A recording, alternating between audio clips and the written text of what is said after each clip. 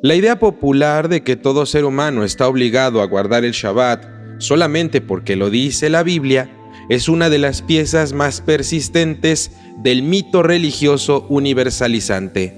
Y justamente por eso es un tema perfecto para la metodología de este curso.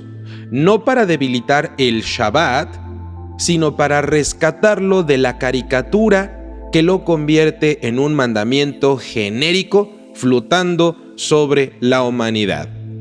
Porque el Shabbat, déjenme decirles, en la Torá, no aparece como un simple día bonito, un simple día de descanso. Aparece como una señal, un ot, una señal de brit, de pacto. Aparece como memoria histórica de un pueblo liberado en específico y como estructura social que reordena el tiempo, la economía y el poder. Y esos tres ejes, lo que son creación, éxodo y pacto, no son simples adornos teológicos, son marcadores de destinatario específico y propósito. La Torá no presenta el Shabbat como una obligación universal dirigida indistintamente a todas las naciones del mundo. Lo presenta como una identidad nacional exclusiva de Israel y para los Bené Israel, grabada en el ritmo semanal como recordatorio de pertenencia y como acto de justicia social. Por eso, si uno quiere hablar con fidelidad tanají, debe decirlo con precisión. El Shabbat en la Torá es un mandamiento explícito dentro del marco del Brit sinaítico, dirigido exclusivamente a Israel, que además crea un orden social donde incluso los subordinados descansan. Y aunque su teología de creación tiene resonancia universal, su formulación legal y su función como señal de pacto están particularizadas para los Bené Israel. Confundir estas capas es la raíz del mito mesiánico, del mito cristiano y del mito que copia al judaísmo estas prácticas. Tomar la resonancia universal de la creación y convertirla en una obligación legal universal es un error, ignorando que el texto mismo lo define como una señal del pacto con un pueblo en concreto. El Shabbat aparece, por supuesto, dentro de los Aseret Hadibrot, los 10 enunciados, y allí ya se ve su profundidad. No es una orden cualquiera, es una pieza constitutiva del pacto. En el Sefer Shemot, capítulo 20, el mandato se formula como Zahor et Yom HaShabbat lekodsho. Recuerda el día de Shabbat para santificarlo. Esto en el Sefer Shemot, capítulo 20, verso 8. La Torá nos ordena trabajar 6 días y al séptimo cesar. Y lo hace con un detalle social impresionante. No harás ningún trabajo, tú, tu hijo, tu hija, tu siervo, tu sierva, tu animal, tu ger que está en tus puertas. Y observen el golpe. El Shabbat no es solo espiritualidad privada, es una legislación de descanso obligatorio que rompe la lógica del amo y del mercado. El poderoso no puede decir, yo descanso, entonces tú trabajas. La Torá le quita ese privilegio. Todos tienen que descansar. El Shabbat crea una igualdad temporal, un día donde la jerarquía económica se suspende por completo. Y luego viene la razón en este pasaje. Porque en 6 días hizo Hashem el cielo y la tierra, y descansó el séptimo día. Por eso bendijo Hashem el día de Shabbat y lo santificó. Aquí está el eje de la creación. El Shabbat como imitación del patrón creador divino. Un modelo cósmico de tiempo con límites. Este argumento, por su naturaleza, suena universal. Todo ser humano vive en el mundo creado por Hashem, pero el método nos exige no confundir una razón teológica con el destinatario legal. El hecho de que la razón sea cósmica no convierte automáticamente el mandato en un mandato universal para todas las naciones, de ninguna manera. La Torá puede usar una creación como fundamento simbólico de una señal particular, precisamente porque Israel está llamado a testificar en el tiempo algo que el cosmos mismo enseña, que el mundo no es solo producción infinita, que la realidad tiene un límite sagrado. Por lo tanto, la razón puede ser universal, claro que sí, en su idea, pero la obligación jurídica sigue siendo particular en su destinatario. Ese es el primer punto donde el mito nace, donde la gente suele siempre confundirse y confunde el fundamento con la jurisdicción. El mismo mandamiento aparece ahora en el Sefer Devarim, capítulo 5, con una formulación que parece similar, pero cuyo énfasis ahora nos revela el segundo eje del Shabbat, el Éxodo. Allí se dice, Shamor et Yoim HaShabbat lekodsho. Guarda el día de Shabbat para santificarlo. Sefer Devarim, capítulo 5, verso 12. Se repite la misma estructura social de descanso para todos los subordinados y también el ger, que ya entendimos que el ger es el extranjero residente en Israel, el ya habituado y ya acostumbrado, asimilado a las costumbres, tradiciones y cultura israelíes. Y luego, en lugar de anclar la razón nuevamente en la creación, como en el Sefer Shemot, ahora se ancla en la historia del pueblo. Y recordarás que fuiste siervo en Mitzraim, y Hashem tu Elohim te sacó de allí. Por eso Hashem tu Elohim te ordenó hacer el día de Shabbat. Esto en el Pesuk número 15 del capítulo 5 de Devarim. Aquí no hay ninguna ambigüedad. La razón es memoria nacional de liberación. Yo les pregunto, ¿quién salió de Egipto? ¿Los mexicanos? ¿Los europeos? ¿Los colombianos? ¿Los salvadoreños? ¿Los españoles? ¿Acaso los rusos salieron de Egipto? No, queridos alumnos. ¿Quién salió de Egipto? Israel. ¿Quién recibió la Torá en el Sinaí? ¿Los mexicanos? Nuevamente pregunto. ¿Los árabes? ¿Los de Australia? No, claro que no. Israel recibió la Torá, Israel fue rescatado de Egipto. Por lo tanto, el Shabbat en el Sefer Devarim es explícitamente un memorial de experiencia histórica particular. Esto destruye de raíz la pretensión absurda de universalidad legal tal como la predica la catequesis popular o el mesianismo o el cristianismo con sus iglesias sabáticas o iglesias israelitas. Una completa absurdez. Si la Torá misma te dice, porque fuiste esclavo y fuiste liberado, por eso te ordené el Shabbat, entonces el Shabbat funciona como una señal de un pueblo con una biografía de pacto, no como una moral general para toda nación que se quiera incluir. Nadie puede honestamente leer este pasuk y decir que el destinatario original es toda la humanidad, sin borrar obviamente la historia que el texto presenta ya como una razón del mandato. Aquí el mito es completa evidencia. Para poder universalizar hay que amputar, hay que recortar completamente el verso y el contexto de su memoria. Y eso hacen muchos líderes religiosos, lamentablemente. El tercer eje que voy a comentar es el más explícitamente jurídico pactual. Aparece cuando la Torá define el Shabbat como una señal de pacto. En el Sefer Shemot, capítulo 31, después de describir la construcción del Mishkan, la morada o el tabernáculo en el desierto, la Torá dice, Ach et Shabtotai tishmoru. Sin embargo, mis Shabbatot guardarán.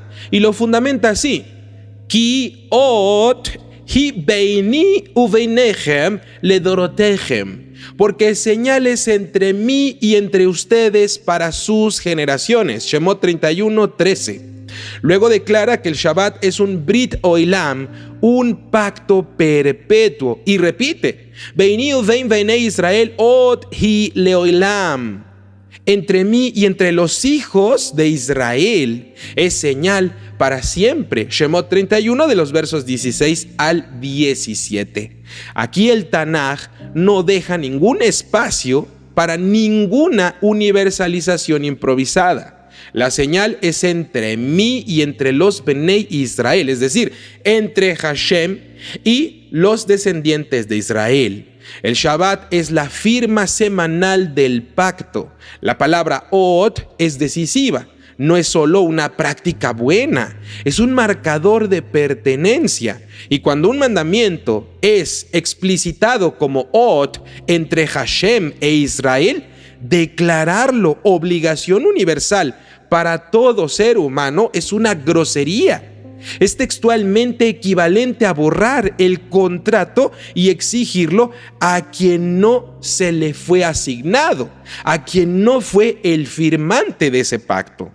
Se puede admirar, claro que sí, el Shabbat.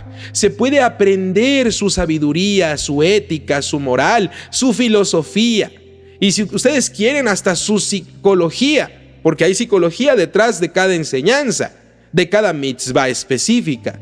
Pero afirmar que la Torá lo presenta como una obligación universal sin distinción es negar lo que el texto dice sobre su condición de señal particular. Ahora bien, es importantísimo notar que el Shabbat, siendo una señal de Israel, no es un club elitista. Es una estructura social con una ética que irradia. El mismo pasuk que manda descansar al israelita, manda descansar al siervo, a la sierva, al animal y al ger en tus puertas. Eso significa que el Shabbat es una institución que protege al vulnerable.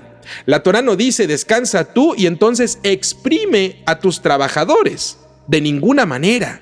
Dice todo lo contrario. Crea un régimen donde la economía se detiene. ¿Para qué? Para que el débil también respire. Ese detalle muestra que nuestra bendita Torá concibe al Shabbat como una herramienta de justicia social, no solamente como un rito identitario. Pero aquí también hay que ser muy exactos, porque el Shabbat protege al ger y eso no significa que el Shabbat sea un mandamiento universal para todas las naciones. Lo que significa es que dentro de la sociedad israelita, el Shabbat crea un derecho de descanso incluso para el residente y el subordinado.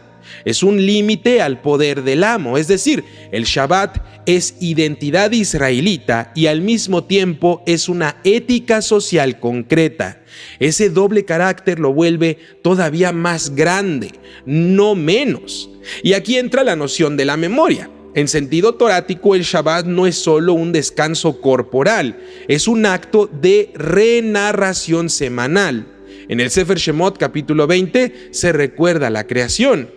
El mundo no depende de tu trabajo constante, existe porque Hashem creó y sostuvo. En el Sefer Devarim capítulo 5 recuerda el éxodo. Tú no eres esclavo del trabajo ni tampoco esclavo de otro. Tu semana tiene un día que grita libertad. En el Sefer Shemot capítulo 31 lo que hace es recordar el pacto. Tú perteneces a una historia de alianza, no a la ansiedad del mercado.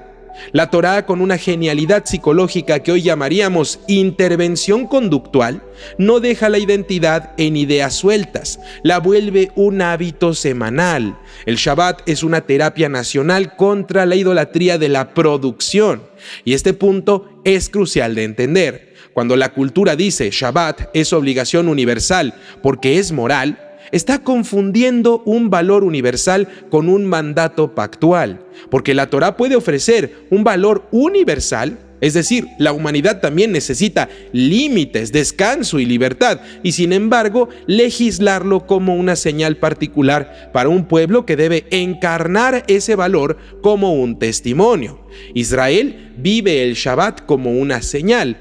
El mundo puede aprender del Shabbat como sabiduría. Esa distinción no reduce al Shabbat, sino que lo clarifica. Para detectar si el Tanaj está hablando como ley para las naciones o como identidad israelita, la lectura cuidadosa usa marcadores concretos y específicos. Número 1, aparece Bene Israel. Número 2, aparece Od entre Hashem e Israel. Número 3, aparece la razón del éxodo, que fueron esclavos de Egipto y entonces los liberaron. Número 4, aparece un contexto de Sinaí. Yo soy Hashem tu Elohim que te sacó de Mitzraim. Estos marcadores, queridos alumnos, en el caso del Shabbat, aparecen repetidamente y constantemente. El Shabbat es parte del pacto sinaítico, incluso cuando se remonta a la creación. Se está remontando como fundamento del pacto y además la Torá hace del Shabbat una estructura social, porque legisla descanso para subordinados. Esto lo convierte en política de justicia dentro del pueblo, no en una moral universal abstracta. La moral universal abstracta no suele especificar un tu siervo y tu sierva descansarán. La Torá sí lo hace porque está constituyendo una nación que debe vivir de forma distinta, orbitando Kedushá. Y ahora, el mito de que si no lo haces, entonces pecas, que dicen muchos, si no guardas Shabbat, entonces no cumples con el día de Dios, el día divino, no sé cómo le llamen. Guarda el día de Dios, el día del Señor, muchos dicen así. Esto suele surgir precisamente cuando se borra todo este marco que estamos comentando. Se toma el Shabbat como un mandamiento de Dios y se omite el entre mí y Bene Israel, se omite el por qué fuiste esclavo en Egipto y entonces se convierte en una vara moral para medir al no judío. Pero el Tanaj, en su forma, impide esa operación si se sabe leer completo lo que está escrito. Lo que muestra es que el Shabbat es una señal de pacto y la señal por definición distingue firmantes. Si se quiere hablar con fidelidad textual, hay que decirlo. El Shabbat es obligatorio para Israel porque Israel está en el Brit sinaítico. El Shabbat es memoria de la creación y éxodo para Israel.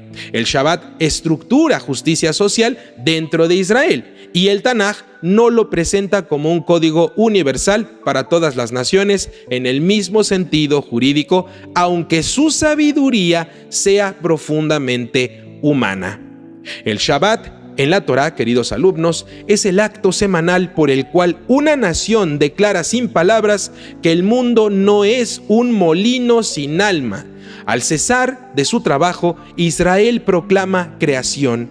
Al descansar, Israel recuerda que fue liberado. Al santificar, Israel afirma y firma de nuevo el pacto. Y en ese cese, el siervo también cesa. Y el animal también descansa. Y el extranjero en las puertas de Israel, el residente que ya está asimilado a Israel, también respira. El Shabbat no es solo identidad, es justicia encarnada en el tiempo. Por eso es tan peligroso convertirlo un arma universalizante, porque cuando lo vuelves un martillo, pierdes su esencia. El Shabbat no fue dado para acusar al mundo, fue dado para que Israel con su semana sea testigo de que la libertad existe y la santidad es posible. Y quizás ese es el secreto más profundo de todo el Shabbat, que Hashem no quiso una santidad que solo se sienta en el corazón, sino una santidad que se pueda ver en el calendario. Y cuando el calendario se santifica, el alma deja de ser esclava de la prisa. Esa es la señal, esa es la memoria, esa es la estructura y esa es la Torá hablando con precisión entre Hashem y su pueblo Israel.